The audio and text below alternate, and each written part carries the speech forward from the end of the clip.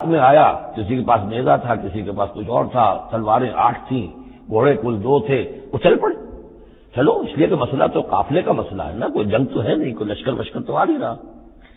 جب آپ کچھ سفر طے کر کے مقام صفرا تک پہنچ گئے تو وہاں وحی آ گئی اور آپ کو اطلاع بھی پہنچ گئی. اطلاع بھی پہنچ گئی کہ ابو جہل جو ہے 1000 کا لشکر لے کر مکے سے چل پڑا ہے.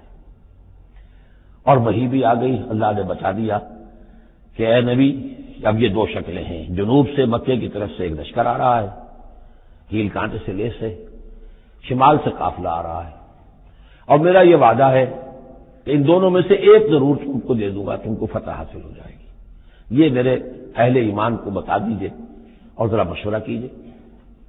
تو دوسری مشاورت جو ہے وہ مدینے سے نکل کر ہوئی ہے مقام صفرا میں. یہ اصل میں جو چیزیں اگر سامنے نہ ہو تو پھر یہ بہت خلجان ہوتا ہے، اور اکثر لوگوں کو، مترجمین کو اور مفسرین کو بہت خلجان رہا ہے ان آیات کے سمجھنے میں. اور اس کے علاوہ جو ایک خلجان رہا ہے وہ یہ رہا ہے کہ ایک دور ہم پر ایسا گزرا ہے انگریز کے حکومت کے زمانے میں، اور خاص طور پر جب نئی نئی مغربی سائنس اور مغربی تہذیب کا ہم پر حملہ ہوا ہے، تو چونکہ مغرب کے لوگوں نے یہ کہا کہ یہ اسلام تو تلوار سے پھیلا، بوئے خون آتی ہے اس قوم کے افسانوں سے، تو ہمارے ہاں کچھ مخلص لوگ تھے، نیک لوگ تھے جو چاہتے تھے کہ اسلام کو اور حضور صلی اللہ علیہ وسلم کی سیرت کو بچائیں، اس کی دفاع کریں. انہوں نے کہا نہیں، اسلام تلوار سے نہیں پھیلا، حضور نے تو جو جنگیں کی تھی وہ صرف مدافعانہ تھیں، ان کے اوپر جنگ ٹھوس دی گئی تھی، اور آپ نے کوئی اقدام نہیں کیا. اور ان میں سب سے بڑا کام کیا ہے ہندوستان میں مولانا علامہ شبلی نعمانی رحمۃ اللہ علیہ نے. میں ان کا نام ادب سے لوں گا اس لیے کہ سر سید احمد کے زیر اثر تھے، اور وہ جو جدید جو ابھی آیا تھا، جو مغربی افکار و خیالات اور تہذیب اور تمدن اور ویلیوز اور نظریات کا جو ریلا آیا تھا، اس کا مقابلہ کرنا آسان کام نہیں تھا. تو یہ اپولوجیٹک انداز اختیار کیا ہے شبلی نعمانی نے. اور اس میں یہ ہے کہ وہ جو ابتدائی جو 8 جو غزوات اور سرایا ہیں جو بدر سے پہلے ہوئے، انہیں بالکل تقریباً نظر انداز کر دیا ہے، تاکہ یہ ثابت نہ ہو کہ انیشیٹو حضور کی طرف سے ہوا ہے. یہ چیز جو ہے میں سمجھتا ہوں کہ ایک خاص دور کا تقاضا تھی، وہ دور اب گزر چکا. اب اسلام کا یہ فکر کہ اسلام ایک مکمل دین ہے، یہ اپنا غلبہ چاہتا ہے، اور حضور کو بھیجا گیا تھا اس لیے کہ دین کو غالب کرے. اور دین کو غالب کرنے کی جدوجہد ایک انقلابی جدوجہد ہے.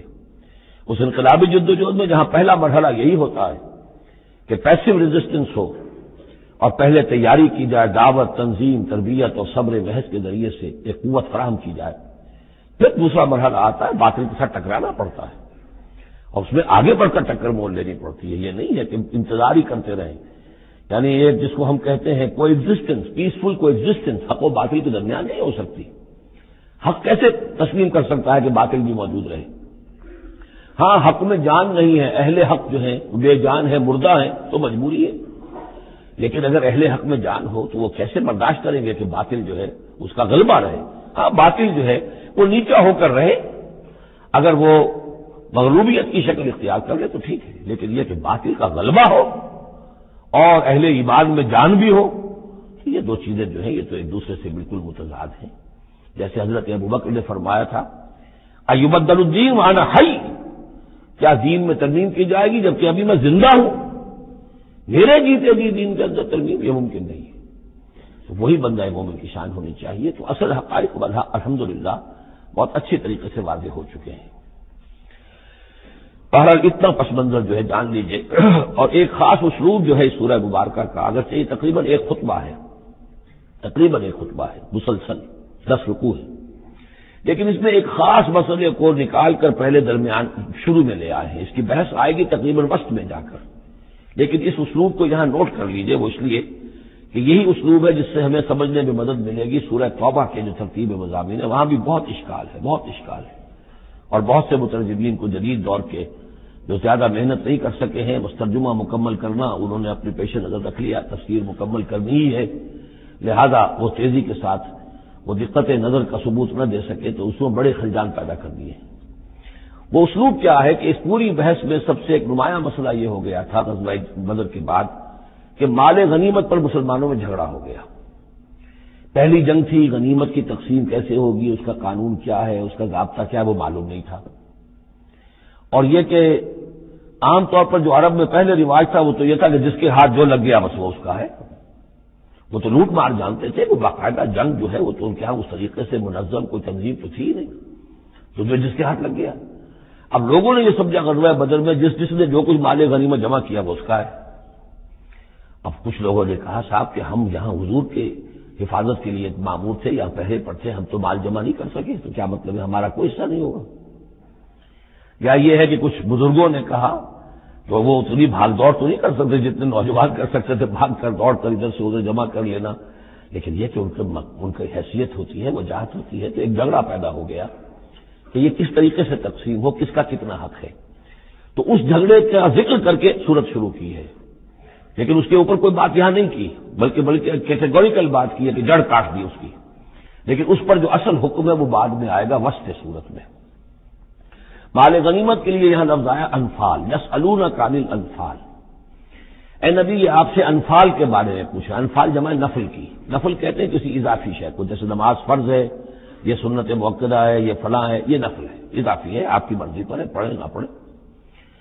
تو جو کہ جنگ میں اصل شے جو مطلوب ہوتی ہے وہ فتح ہوتی ہے، مال غنیمت تو ایک اضافی شے، بونس ہے جو مل گیا، ورنہ اصل شے جو ہے وہ مال غنیمت جو ہے پیش نظر جنگ میں نہیں ہوتی۔ لوٹ مار میں اصل شے جو ہے وہ لوٹ مار کا مال ہوتا ہے، لیکن جب جنگ ہوتی ہے تو جنگ میں تو اصل چیز جو مقصود ہے وہ فتح ہے۔ تو اس حوالے سے مال غنیمت کو انفال کے لفظ سے تعبیر کیا گیا، یسألونک عن الانفال۔ اے نبی یہ آپ سے پوچھ رہے ہیں مال غنیمت کے بارے میں، قل الانفال للہ والرسول۔ پہلے تو جڑ کاٹ دی مسئلے کہہ دیں کہ یہ انفال کل کے کل اللہ اور اس کے رسول کے ہیں، تم میں سے کسی کا کوئی حق ہے ہی نہیں، لاؤ سب جمع کر دو۔ یہ فتح جو ہے تمہارے ہاتھوں نہیں آئی ہے، یہ اللہ کی خصوصی مدد سے آئی ہے، لہذا کسی کا کوئی حق نہیں۔ زیرو لیول پر لا کر پھر ان کو سنبھالنا آسان تھا کہ جب معلوم ہو کہ سب کچھ ہاتھ سے دے کر، تو پھر تو ظاہر بات ہے کہ آدمی جو ہے جب ساری جاتی دیکھیے تو آدمی دیجیے بانٹ والی بات ہے، پھر وہ کم کے اوپر بھی راضی ہو گئے۔ لیکن پہلا مسئلہ یہی تھا، قل الانفال للہ والرسول واتقوا اللہ، اللہ کا تقوی اختیار کرو، واصلحوا ذات بینکم، اور اپنے آپس کے معاملات کو درست کرو، واطیعوا اللہ ورسولہ، اور اللہ اس کے رسول کی اطاعت کرو، ان کنتم مؤمنین، اگر تم مومن ہو۔ گویا کہ جڑ ہی کاٹ دی، کسی کا کوئی حق اس میں ہے ہی نہیں، یہ سب اللہ اس کے رسول کے لیے، یعنی اسلامی ریاست کے لیے۔ اب یہاں جو آگے آیات آ رہی ہیں بڑی اہم ہے، بندہ مومن کی شخصیت کا جو حیولہ ہے اور بندہ مومن کی جو تعریف ہے، جامع ترین اور مختصر ترین الفاظ میں یہ آئی ہے سورہ حجرات میں۔ اس کے دو حصے ہیں، ایک تو ہے بندہ مسلم، مسلمان کے لیے تو 5 چیزیں ہیں، کلمہ شہادت، نماز، روزہ، حج، زکوٰۃ، لیکن حقیقی مومن کے لیے اس میں 2 اضافی چیزیں شامل کرنی پڑیں گی۔ وہ کیا ہیں؟ دلی یقین اور عملی جہاد۔ بندہ مومن کی شخصیت کے اندر یہ 2 رخ اور ہونے چاہیے۔ جو صرف مسلمان ہے، کلمہ شہادت، نماز، روزہ، حج، زکوٰۃ، بنی الاسلام علی 5، شہادت اللہ الہ الا اللہ وان محمد رسول اللہ واقام الصلاۃ وایتاء الزکوٰۃ وصوم رمضان وحج البیت۔ لیکن مومن انما المؤمنون الذین آمنوا باللہ ورسولہ ثم لم یرتابوا، یقین والا ایمان، دل میں ایمان، وجاہدوا باموالہم وانفسہم فی سبیل اللہ، اور جہاد کریں اپنی جان اور مال کے ساتھ اللہ کی راہ میں۔ اب یہاں یوں سمجھیے کہ سورہ حجرات کی اس آیت نمبر 15 میں جو ڈیفینیشن آئی ہے، جیسے پرکار ہوتی ہے، پرکار کو کھول دیا۔ ایک حصے کی کیفیات کو یہاں اس سورہ انفال کے شروع میں لے آئے ہیں، اور دوسری جہاد والی کیفیات کو سورہ انفال کے آخر میں لے آئے ہیں۔ تو یہ پرکار یہاں کھلی ہوئی ہے اس ڈیفینیشن کی۔ تو ایک حصہ ڈیفینیشن کا یہاں آ رہا ہے، انما المؤمنون الذین اذا ذکر اللہ وجلت قلوبہم۔ اہل ایمان، حقیقی مومن تو وہ ہیں کہ جب اللہ کا ذکر کیا جاتا ہے تو ان کے دل لرز جاتے ہیں۔ وَإِذَا تُلِيَتْ عَلَيْهِمْ آیاتُهُ، اور جب انہیں اس کی آیات پڑھ کر سنائی جاتی ہیں، زادتہم ایمانا، ان کے ایمان میں بڑھوتری ہوتی ہے، اضافہ ہوتا ہے۔ وَعَلَىٰ رَبِّهِمْ يَتَوَكَّلُونَ، اور وہ اپنے رب پر توکل کرتے ہیں۔ الَّذِينَ يُقِيمُونَ الصَّلَاةَ، جو نماز کو قائم رکھتے ہیں۔ وَمِمَّا رَزَقْنَاهُمْ يُنْفِقُونَ، اور جو کچھ ہم نے انہیں دیا ہے اس میں سے اللہ کے لیے، اللہ کے دین کے لیے خرچ کرتے ہیں۔ انفاق فی سبیل اللہ مراد ہے۔ اولئک هم المؤمنون حقا، یہ وہ لوگ ہیں جو سچے مومن ہیں، حقیقی مومن ہیں۔ لیکن نوٹ کر لیجئے یہ بھی ابھی آدھی ڈیفینیشن آئی ہے، اس سورہ مبارکہ کے آخر میں آئے گی، اور وہاں جا کے پھر یہی الفاظ آئیں گے۔ یہ آیت نمبر 74 ہے۔ والذین آمنوا وہاجروا وجاہدوا فی سبیل اللہ والذین آووا ونصروا اولئک هم المؤمنون حقا لهم مغفرۃ ورزق کریم۔ اس کے بعد ایک آیت اور بعد میں ہے، سورت ختم ہو جاتی ہے۔ تو لاسٹ بٹ ون آیت اور ادھر پہلی کے بعد دوسری، ان دو جگہ پر ایمان کے حقائق کو تقسیم کر کے پرکار کو کھول کر گویا کہ پوری صورت کو ان دو کے درمیان میں لے لیا گیا ہے، گود میں لے لیا گیا ہے۔ ایمان کی ڈیفینیشن کی یہ دو حصے جو ہیں ان کی گود میں۔ اب یہاں سے پھر شروع ہو رہا ہے غزوہ بدر کا، کما اخرجک ربک من بیتک بالحق، جیسے کہ نکالا آپ کو اے نبی آپ کے رب نے آپ کے گھر سے حق کے ساتھ، یعنی آپ کا یہ بدر کی طرف روانہ ہونا جو ہے یہ اللہ تعالیٰ کی ایک اسکیم کا حصہ تھا، اللہ کی اپنی ایک تدبیر ہے۔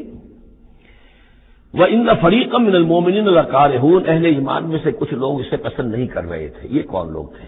یہ ہے وہ پہلی مشاورت جو مدینہ ہی میں ہوئی ہے۔ ان میں ظاہر بات ہے مدینہ میں منافق بھی تھے،